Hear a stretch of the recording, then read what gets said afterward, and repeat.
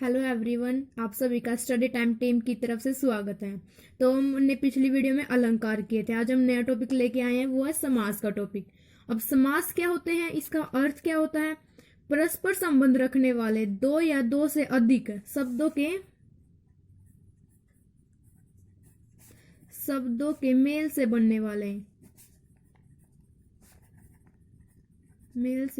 वाले संतर्थ शब्द को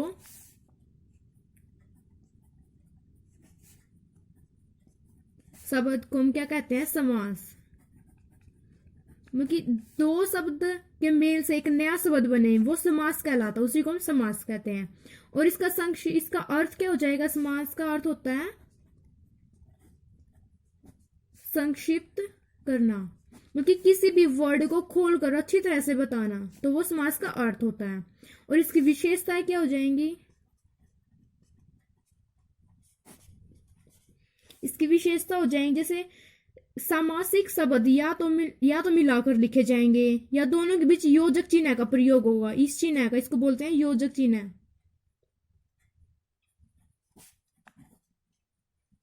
योजक चिन्ह का प्रयोग होगा। वो कैसे लिखेंगे? जैसे एग्जाम्पल के लिए घर बार, दही बड़ा, ये तो मिलाकर हो गए। और योजक चिन्ह करेंगे तो कैसे हो जाएंगे? ये घर बार दही बड़ा, ये तो होगी इसकी पहली। और दूसरी, किसी शब्द में समास ज्ञात करने के लिए उसका विग्रह किया जाएगा। जैसे कि समास ज्ञात करना हमने किस शब्द में, जैसे माँ बाप है, इसमें हमें समास ज्ञात करना, तो इसका विग्रह करेंगे हम, या इसको अलग करेंगे तो क्या लिखा जाएगा? माँ और बाप। एक और एग्जाम्पल लेते हैं, जैसे गंगा तट, इसका विग्रह करेंगे तो क्या लिखा जाएगा? गंगा का तट। तो ये हो जाएगा, विग्रह करने पर इसका समास का पता चल जाएगा हमें। और एक होता है कभी कभी विग्रह के आधार पर एक ही शब्द के कई समास के उदाहरण बन जाता है। एक ही शब्द है, वो कई समास का उदाहरण बन जाता है। जैसे हम एग्जाम्पल के लिए ले लेंगे पीतांबर। अगर हम इसका विग्रह करते हैं, पित मैंने पीला, अंबर मैंने वस्त्र, पित है जो अंबर। अगर इसको इतना ही रखते हैं हम, मतलब कि पीले हैं जो वस्त्र, तो ये कौन सा समास बन जाएगा हमारा? कर्मधारय है। अगर हम ये और लिख देते हैं इसमें, जैसे अर्थात पीले वस्त्र किसके हो सकते? भगवान श्री कृष्ण के। अगर इसमें ये और ऐड कर देते हैं अर्थात कृष्ण, तो ये कौन सा समास बन जाएगा? बहुव्रीहि समास।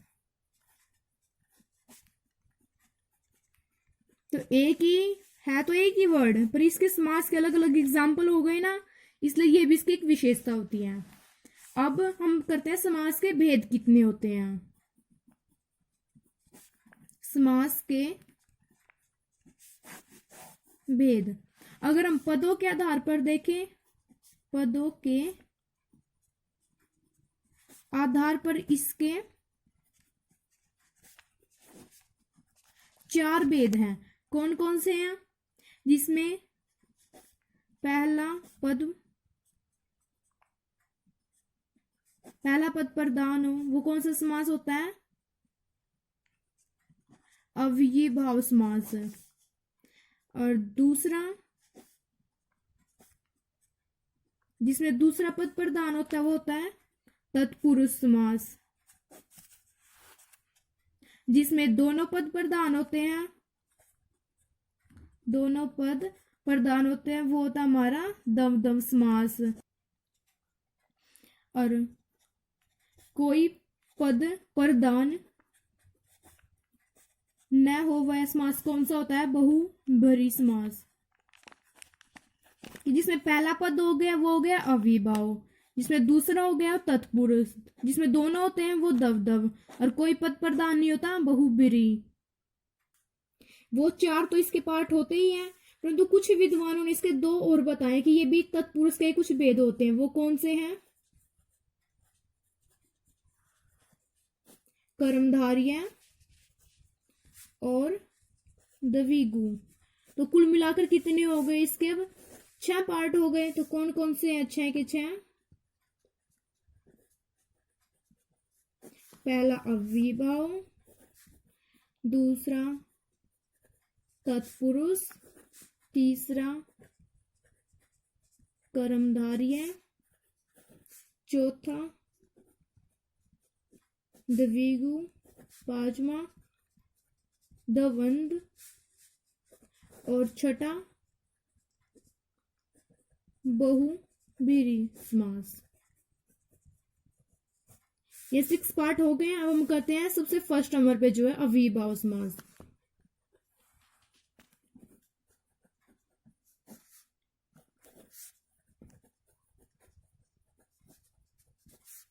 ये जो अव्ययीभाव समास होता है वो कौन सा होता है? इसकी परिभाषा क्या हो जाएगी?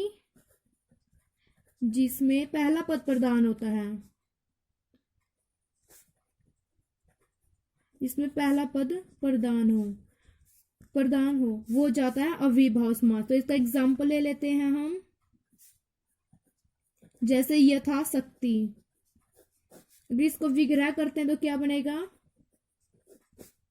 शक्ति के अनुसार। इसमें सिर्फ पहला ही प्रधान है शक्ति, ये तो बाकी इसके अव्यय।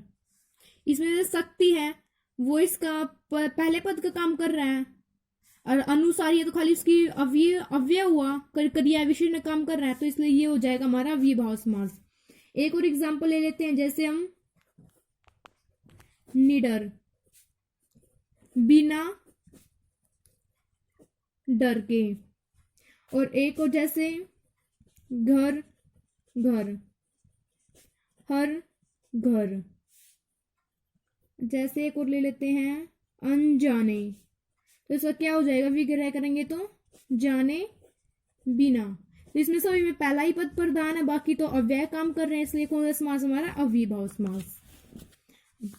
सेकंड नंबर पे क्या था? तत्पुरुष समास। अगर हम इसको अलग अलग करते हैं तो तत् का मीनिंग क्या होता है? वह। और पुरुष का क्या होता है? आदमी। मतलब वह आदमी, या इसको हम लिख सकते हैं वह दूसरा आदमी। तो इसकी डेफिनेशन क्या हो जाएगी? जिसमें दूसरा पद प्रधान हो, उसे बोलेंगे हम तत्पुरुष समास। तो इसके एग्जाम्पल्स ले लेते हैं। जैसे राज पुरुष, तो इसका विग्रह करेंगे राजा का पुरुष। मतलब इसमें पहला पद भी नहीं है, कोई पहला पद तो है राजा पुरुष, मतलब वह आदमी राजा का पुरुष है, तो दूसरा ही तो पद आया, इसलिए तत्पुरुष समास हो जाएगा। एक और एग्जाम्पल ले लेते हैं। जैसे ऋण मुक्त,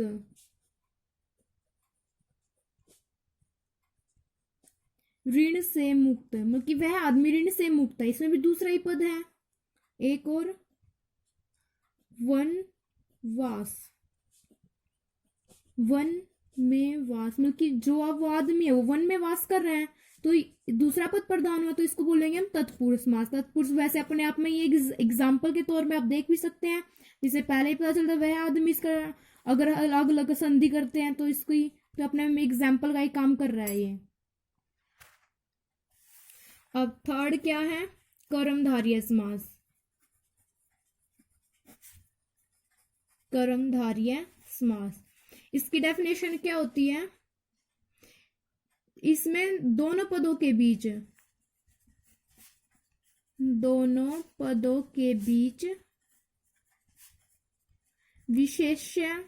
विशेषण अथवा उपमेय और उपमान का संबंध होता है। कि दोनों पदों के बीच विशेषण के साथ और उपमेय का उपमान का संबंध मिलेगा, वो होता है कर्मधारय समास। जैसे एग्जाम्पल लेते हैं हम नील कमल, अगर इसका हम विग्रह करेंगे तो कौन सा हो जाएगा, जैसे नीला है जो कमल, क्योंकि इसमें नीला है जो कमल, इसके संबंध पता चल रहा है कि मतलब वह कमल है जो नीला है, आपस में संबंध है, तो एक कर्मधारय समास हो जाएगा। एक और जैसे लाल मिर्च, अगर इसका विग्रह करते हैं हम, लाल है जो मिर्च, क्योंकि इसमें भी लाल मतलब कि लाल मिर्च का संबंध पता चल रहा है कि मतलब वह मिर्च लाल है, तो इसका संबंध है उसके साथ, तो इसलिए यह हो जाएगा लाल मिर्च को कर्मधारय समास। एक और जैसे नीलकंठ, नीला है जो कंठ, क्योंकि जिसका गला नीला है वो ही होता है नीलकंठ है, तो इसका भी संबंध हो रहा है इसके साथ, तो ये भी हो जाएगा कर्मधारय समास है। और एक और बात ध्यान रखने वाली है, जैसे नीला है जो कंठ, अगर इसको इतना ही लिखते हो, सिर्फ इतना ही, तो ये कर्मधारय समास है। अगर इसमें आप नीलाकंठ किसका होता है, भगवान शिव का, अगर इसमें आप अर्थात शिव और लिख देते हो तो यह हो जाएगा हमारा बहुब्रीहि समास।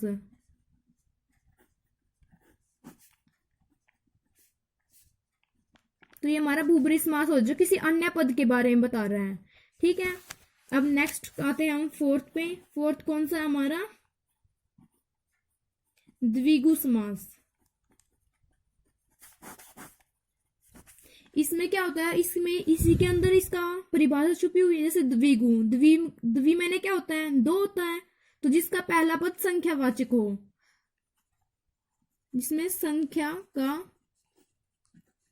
बोध हो या गिनती से स्टार्ट हो,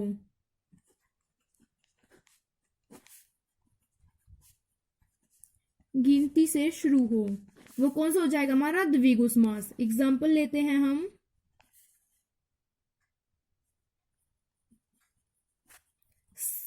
जैसे कि ये नहीं हो जाएगा, जैसे सप्ताह, सप्ताह को हम क्या लिखते हैं, 7 दिनों का समूह, क्योंकि सप्ताह 7 दिनों का समूह, तो इसमें संख्या आ रही है ना 7, तो ये हमारा द्विगु समास होगा जो संख्या से स्टार्ट होता है।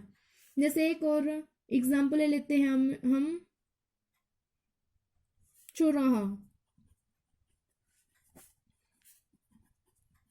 4 राहों का समूह, कि जहां से 4 रास्ते जाते हो तो 4 संख्या आ गई इसमें भी, तो ये भी मान हो जाएगा द्विगु समास। एक और जैसे पंच तत्व, 5 तत्वों का समूह, इसमें भी 5 आए, मतलब हर एक इसमें एग्जाम्पल्स जो भी होंगे हर एक गिनती से स्टार्ट होगा, कोई संख्या मिलेगी आपको, तो द्विगु समास होगा। ओके, और फिफ्थ कौन सा आता है हमारा, द्वंद्व समास। इसमें क्या होता है, इसमें अगर समास को हम विग्रह करते हैं तो उनके बीच और, यथा, तथा, या ये शब्द लगते हैं। जैसे विग्रह करने पर और, या, अथवा, तथा आदि लगते हैं। जैसे एग्जाम्पल ले लेते हैं हम, अन्न जल, इसका विग्रह करेंगे अन्न और जल, और आ गया इसमें। अच्छा, और जैसे ले लेते हैं हम छोटा बड़ा, इसका विग्रह करते हैं छोटा या बड़ा, या आ गया।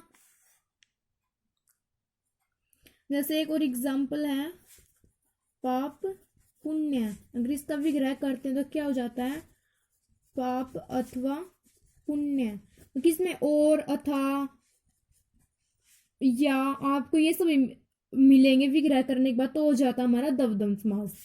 अब लास्ट कौन सा बचा हमारा, बहुब्रीहि समास।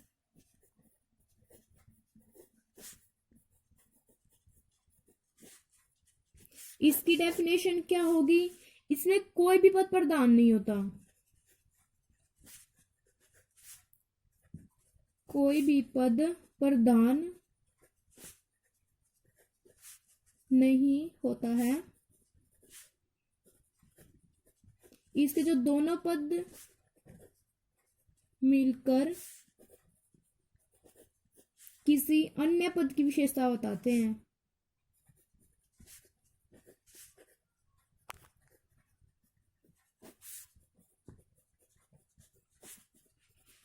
मतलब कोई भी पद प्रधान नहीं होता, किसी अन्य की विशेषता बताएं, जो वो होता है हमारा बहुब्रीहि समास। इसके एग्जाम्पल देखते हैं हम। जैसे चक्रधर, तो इसका विग्रह करें, क्या हो जाएगा? चक्कर को धारण करने वाला। अगर हम इसको इतना ही छोड़ देते हैं तो ये हमारा कौन सा हो जाएगा? कर्मधारय है, क्योंकि इसमें संबंध पता चल रहा है जो चक्कर को धारण करता है। अगर इसमें हम ये और ऐड कर देते हैं, चक्कर को धारण कौन करता है? अर्थात भगवान विष्णु। अगर एक अन्य पद आ गया हमें, चक्कर को धारण करने वाला कौन था? विष्णु। अन्य पद की बात पता चल रही है हमें, तो हमारा बहुब्रीहि समास हो जाता है। जैसे और एग्जाम्पल ले लेते हैं, आपको अच्छे से समझ में आ जाए। गजानन, गज के समान आनन। आनन का क्या होता है? मुख। गज के समान जिसका है मुख, अगर इतना ही छोड़ देंगे तो जाए कर्मधारय। अगर अर्थात हाथ, गज क्या होता है? हाथी। हाथी के समान किसका मुख है? श्री गणेश का। तो ये हमारा हो जाएगा बहुब्रीहि समास। और एग्जाम्पल्स ले लेते हैं इसके, जैसे कुछ पीतांबर, पीले वस्त्र वाला, क्योंकि पित्त का मीनिंग होता है पीला, और अंबर का वस्त्र, पीले वस्त्र वाला। इतना ही छोड़ देंगे कर्मधारय हो जाएगा। और अर्थात पीले वस्त्र कौन धारण करते हैं? भगवान श्री कृष्ण। तो ये कौन सा हो जाएगा हमारा? बहुब्रीहि समास। अब हमने समास के पूरे 6 पार्ट कंप्लीट कर लिए हैं। कौन कौन से थे? अविभाव, तत्पुरुष, कर्मधारय, द्विगु, दमदम, बहुब्रीहि समास।